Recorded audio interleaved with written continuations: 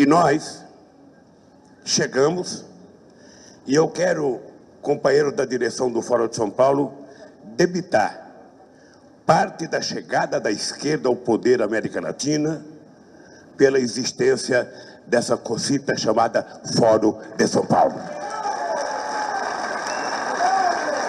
Foi aqui, e devemos muito aos companheiros cubanos. Devemos muito aos companheiros cubanos.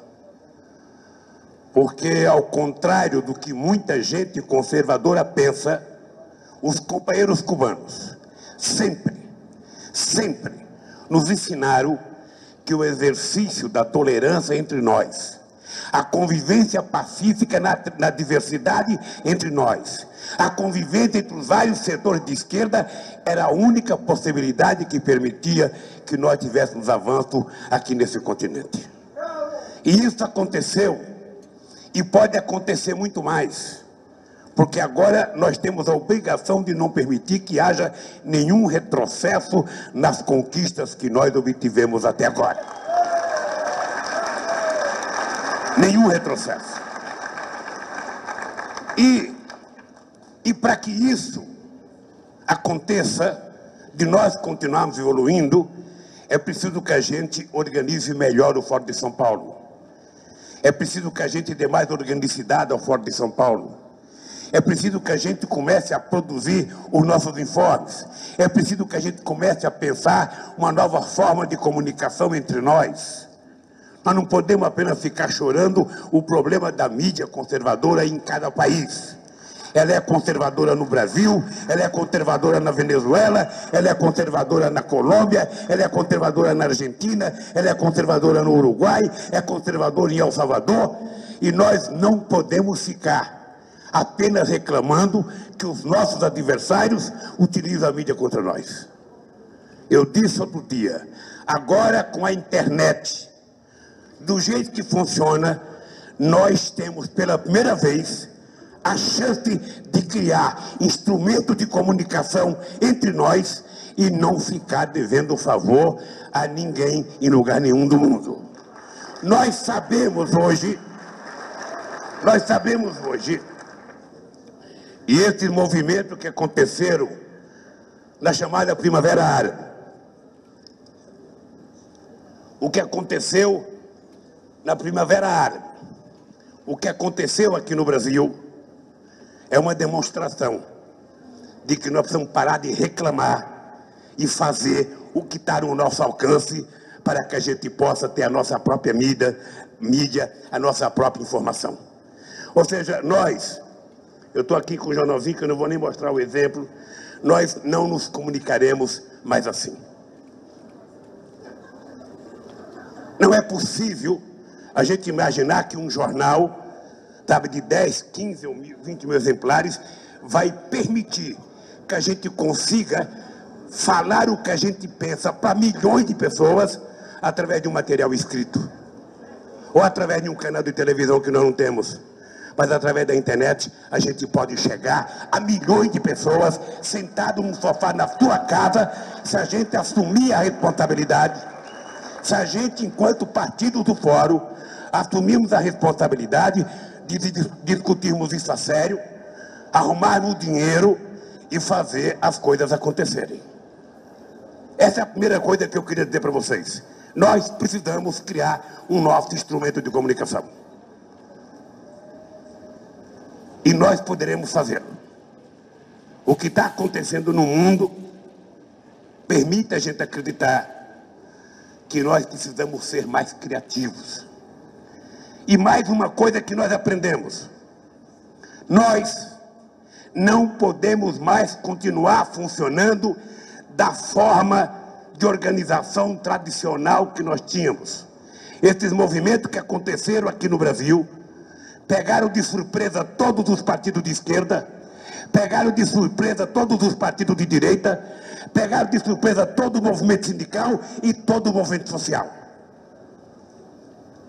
Pegaram de surpresa, porque nós ainda agimos da forma antiga para fazer política.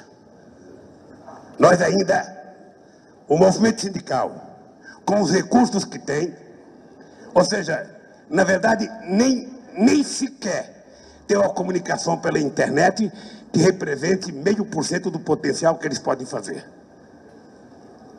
E nós, na verdade, fomos ficando velhos.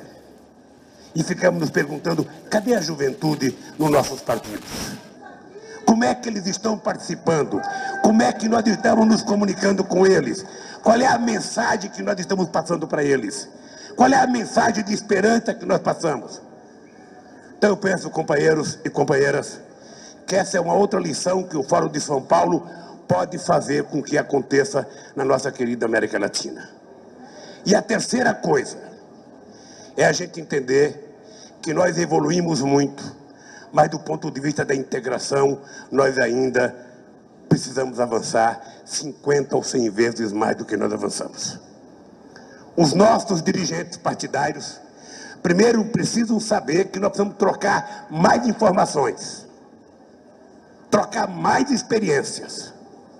Os nossos governantes precisam pensar que eles têm que dividir o seu tempo entre cuidar da política interna de cada país e cuidar da política de integração.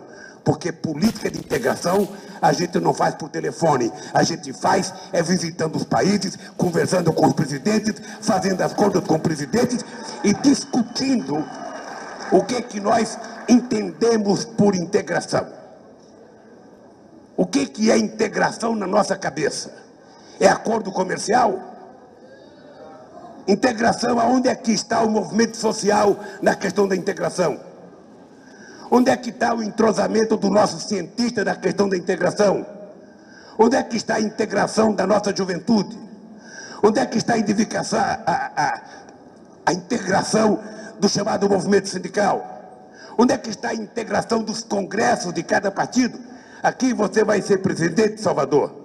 E vou te dizer uma coisa, você vai fazer um acordo com a presidenta Dilma, e esse acordo vai ficar 6, 7, 8 anos no Congresso brasileiro e no Congresso de Salvador e não é votado. Eu estou até pensando agora, Gordo Oviedo, em convocar um encontro parlamentário, sabe, da América do Sul, para a gente discutir como é que a gente pode envolver o Congresso de cada país nessa coisa de integração. Integração pressupõe, companheiro Rui Falcão, integração pressupõe o Partido dos Trabalhadores, integração pressupõe o Partido dos Trabalhadores entender, junto com os outros partidos de esquerda deste país, que pelo fato do Brasil ser a maior nação do continente, pelo fato do Brasil ser a maior economia do continente, o Brasil tem mais responsabilidade em garantir que a integração aconteça. O Brasil tem mais responsabilidade em facilitar com que as coisas possam acontecer para consolidar o processo de integração da América Latina.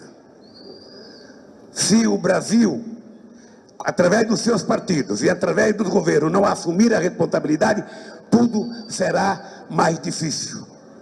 Tudo será muito mais complicado. E nós temos que ser uma espécie de animadores desse processo. Um animador desse processo, porque senão não acontece. E eu fico preocupado porque com a morte do Chaves, ou seja, eu sei quantas reuniões eu e o Chaves fizemos. Eu sei quantas conversas nós tivemos. Eu sei quantas vezes eles vieram a Brasília, eu fui a Caracas, fomos a Buenos Aires e voltamos para cá. E isso agora tem diminuído.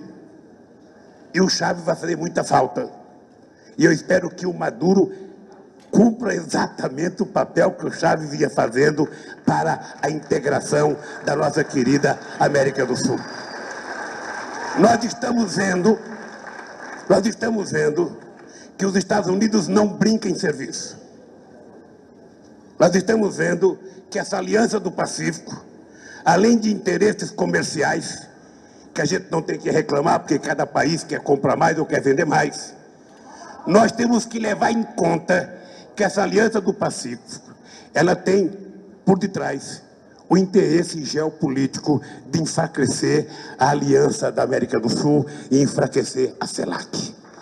Eu, pelo que conheço da política americana, eu acho que até agora eles não se conformam da gente ter feito aquela primeira reunião da CELAC em Salvador da Bahia em 500 anos, parece pouco, companheiros, mas em 500 anos foi a primeira vez que nós fizemos uma reunião, somente os partidos da América Latina e Caribe, sem a presença de Canadá e Estados Unidos.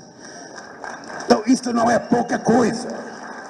Não é pouca coisa a gente criar Conselho de Defesa. Não é pouca coisa a gente criar Conselho de Combate ao Narcotráfico. Não é pouca coisa a gente começar a fazer corredor de integração entre os nossos países. E não apenas eles não toleram que alguém que não seja, sabe, do nascimento do Conselho de Segurança da ONU, dos membros permanentes, eles não permitem que ninguém seja ator global.